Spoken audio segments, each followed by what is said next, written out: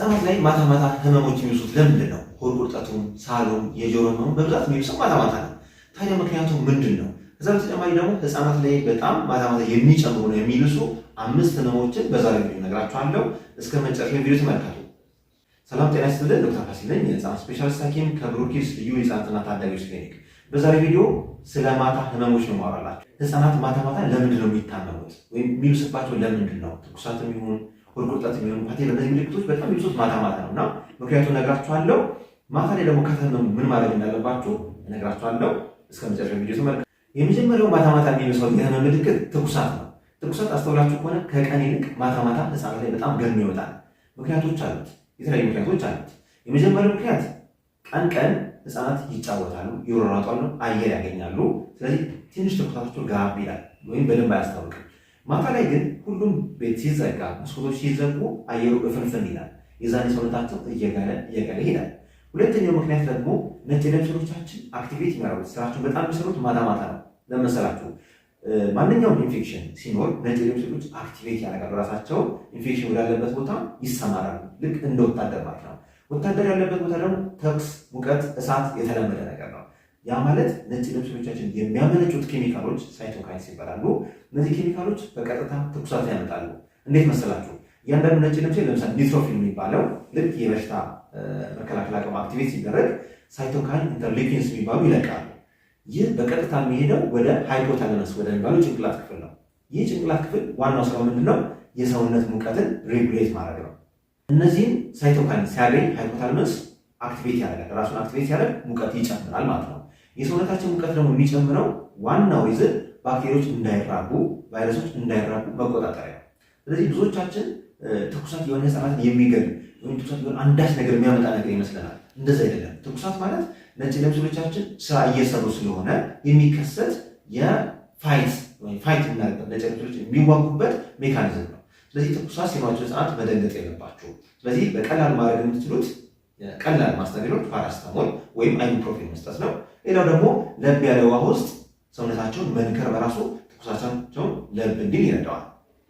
በነገራችን ላይ ብሩክ ኪድስ ልዩ የህፃናትና ታዳጊዎች ክሊኒክ 24 ሰዓት ስራ ጀምሯል እና ምናልባት ልጆቻችሁ በከፍተኛ መጠን ትኩሳት ካላቸው ማታ የሚብስባቸው ነገር ካለ ከታች ባሉ ስልኮች ደውላችሁ ቀጥታ ክሊኒካችን ላይ መታችሁ መታከም ትችላላችሁ። ራሻችን ጦር ኃይሎች አውግስታ መታጠፊያ ላይ ያገኙናል።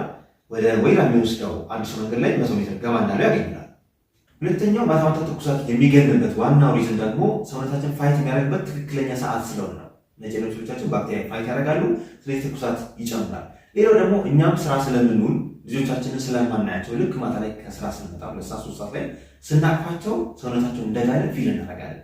የዛኔ ትኩሳቱ ማታ ባሰበት ላለ ግን ትኩሳቱ ቀንም የነበረ ነው የሚሆነው እና ብዙ ጊዜ ይህ ነገር ከስራ ስንመለስ ወይም ስንገባ የምናስተውሉ ስለሆነ ትኩሳቱ ማታ የመጣ ይመስለናል። ግን እንደዛ አይደለም። ሁለተኛው ማታ ማታ የሚብሰው የህፃናት ህመም ደግሞ ሳል ነው። ሳል ብዙ ጊዜ አስተውላችሁ ከሆነ ማታ ማታ በጣም እየጨመረ ይሄዳል። ራሱን የቻሉ 3 ምክንያቶች አሉት። የመጀመሪያው ምክንያት አየር ቧንቧችን ልክ ስንተኛ ከአፍንጫችን ውስጥ ያለውን ፈሳሽ በኋላ በኩል አድርጎ ወደ ጉሮሯችን ትሪክል ያደርጋል ወይም ቀስ እያለ ይወርዳል። ያ ጋግ ሪፍሌክስ እና ካፍ ሪፍሌክስን አክቲቪቲ ያደርጋል ወይም ያነቃቃል ወይም የሳል ሪፍሌክስን ያስነሳል ማለት ነው። ይህ ፖስት ናዛል ድሪፕ ይባላል። ያ ፈሳሽ በራሱ ሳልን ሊቀሰቅስ ይችላል።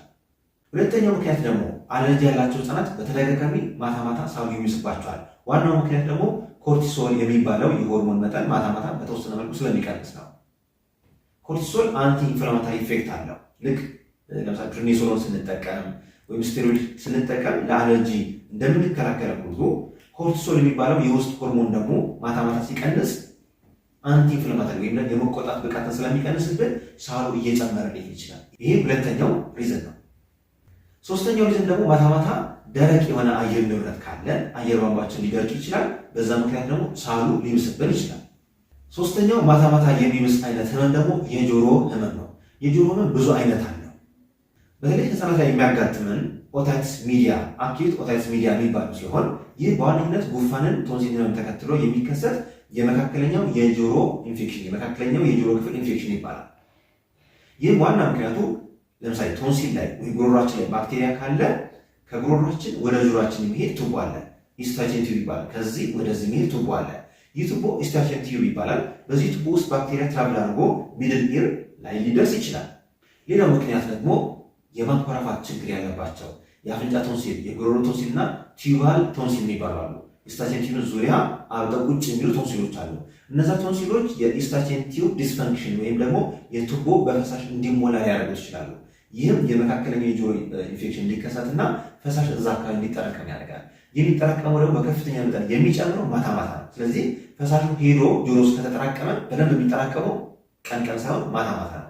በዛ ምክንያት የጆሮ ህመም አስተውላችሁ ከሆነ ማታ ይነሳባቸውና ሲያለቅሱ ነው የሚያሉት።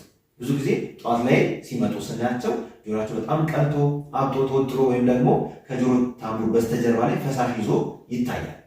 ስለዚህ ይህን በተመለከተ በተለይ ደግሞ የጆሮ ኢንፌክሽን በተመለከተ ምርመራ ሕክምና ማግኘት ከፈለጋችሁ ብሩኬስ ልዩ የህፃናትና ታዳጊዎች ክሊኒክ ዝግጁ ነው፣ እናንተን ይጠብቃል። አራተኛው ማታ ማታ የሚብሰው የህመም አይነት የሆድ ቁርጠት ነው። የሆድ ቁርጠት በሚመለከት ከዚህ በፊት ሌላ ቪዲዮ ሰርቼላችሁ ነበር እና ያን ቪዲዮ መጀመሪያ ብትዩ ተመክራችኋል። ሆኖም ግን ብዙዎቻችን አስተውላችሁ ከሆነ ማታ ማታ የህፃናት ሆድ ቁርጠት በጣም ሲጨምር በጣም እንጨነቃለን እና የሆድ ቁርጠት በከፍተኛ መጠን ከጨመረ የሆድ አልትራሳውንድ ያስፈልገዋል። ደም ምርመራ፣ ሰገራ ምርመራ ሊያስፈልገው ይችላል። ምክንያቱም በትክክል ለማወቅ ማለት ነው። ለምሳሌ የአንጀት ኢንፌክሽን ሊሆን ይችላል፣ የጨጓራ ህመም ሊሆን ይችላል፣ ፓራሳይቶች ሊሆን ይችላል፣ የሽንት ቧንቧ ኢንፌክሽን ሊሆን ይችላል። ብዙ መንስኤው ዞሮ ዞሮ አብዛኛው የሆድ ቁርጠት ማታ ማታ ሊብስ ይችላል እና ምርመራ ህክምና ማድረጉ የተሻለ ነው የሚሆነው። አምስተኛው ማታ ማታ የሚብሰው አይነት ህመም ደግሞ የቆዳ አለርጂና ቆዳ ማሳከክ፣ በተለይ ደግሞ ኤግዛማ፣ አቶፒክ ደርማታይትስ፣ ፓፑላር አርቲካል የመሳሰሉት እነዚህ የቆዳ ኬዞች ከአለርጂ ጋር የተገናኙት የቆዳ ኬዞች ማታ ማታ በጣም ሊብሱ ይችላሉ። ለምሳሌ ፓፑላር አርቲካል የሚባለው በዋነኝነት የሚመጣው በአይን በሚታዩና በማይታዩ ነፍሳት ንክሻ የሚከሰት ወይም ኢንሴክት ባይት የሚከሰት ሲሆን የሚብሰው ማሳከኩ በጣም የሚጨምረው ማታ ማታ ነው። ኤግዛማ፣ ይህም ኬዝ በብዙ ህጻናት ላይ የሚያጋጥመን ሲሆን የቆዳ ድርቀት ያስከስታል። ማታ ማታ ማሳከኩ በጣም ሊጨምር ይችላል። የቆዳ ህክምና ከፈለጋችሁ ብሩኬስ ልዩ የህፃናትና ታዳጊዎች ክሊኒክ የዚህ ባለሙያ ያለው መታችሁ አገልግሎቱን ማግኘት ትችላላችሁ። ዋናው መፍትሄ ግን እነዚህ የተቆጡ የቆዳ ክፍሎችን በስቴሮይድ ወይም በክሬሞች ማለስለስ ወይም ማስታገስ ይቻላል ማለት ነው። ሌላው ያልነገርኳችሁ ደግሞ በጣም ለየት ያለ ደግሞ ክሩፕ የሚባል ህመም አለ። ማታ ማታ በጣም የሚብስ አይነት ሳል ይኖረዋል። ሳሉ ባኪንግ ታይፕ ኦፍ ካፍ ይባላል። በተለያየ ምክንያት ይከሰታል። ብዙ የሚያጋጥመን በቫይረስ ምክንያት የሚመጣው የአየር ቧንቧ መቆጣትና ማበጥ ሲሆን፣ ሌላው ደግሞ ማታ ማታ የሚብሰው ድንገት የሚጀምረው ደግሞ ስፓዝሞኒክ ክሩፕ ይባላል። ማታ ድንገት አየር ያጥራችኋል የሚመስል ድምፅ፣ ይህ ስትራይደር ይባላል። እነዚህ ድምፆች ይከሰታሉ። ይሄ ድምፅ ከተከሰተ በትክክል ህክምና ምርመራ የሚፈልግ ነገር ነው። ህክምናው እንደየ አይነቱ ይለያያል። አንዳንዴ በመርፌ የሚሰጥ አይነት አለ፣ የሚነፋ አይነት አለ። ይህም ህክምና በተለያየ ሆስፒታሎች ላይ በድንገተኛ ክፍል ላይ የሚሰጥ ቀላል ህክምና ነው። ብዙዎቹ ያን ህክምና ካገኙ ሰላም ያገኛሉ። ስለዚህ እነዚህ አይነት ህመሞች እንግዲህ ካጋጠማችሁ ማታ ማታ የሚሆን ቀን ቀን የሚሆን 24 ሰዓት አገልግሎት ብሩኬስ ልዩ የህፃናትና ታዳጊዎች ክሊኒክ እየሰጠ ይገኛል። መታችሁ ህክምና ማግኘት ትችላላችሁ። ጥያቄ ካላችሁ ወይም እንዲሰራላችሁ የምትፈልጉት ቶፒክ ካለ ከታች ኮሜንት ላይ አስፍሩልን። ዶክተር ፋሲል ነኝ፣ የህፃናት ስፔሻሊስት ሐኪም። መልካም ጊዜ